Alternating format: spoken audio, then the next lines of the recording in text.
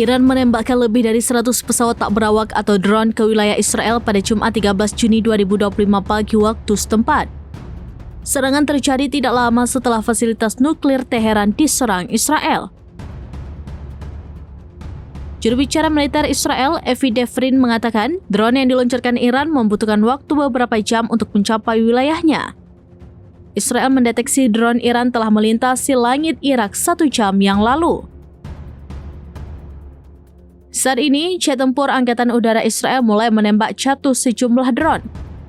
Drone-drone tersebut dicegat di luar perbatasan Israel. Laporan lain menyebutkan bahwa Yordania juga ikut menembak jatuh drone Iran karena melintasi wilayah udaranya. Sebelumnya, pemimpin tertinggi Iran Ali Khamenei bersumpah akan membalas Israel dengan hukuman berat. Namun siapa sangka pembalasan dari Iran datang begitu cepat.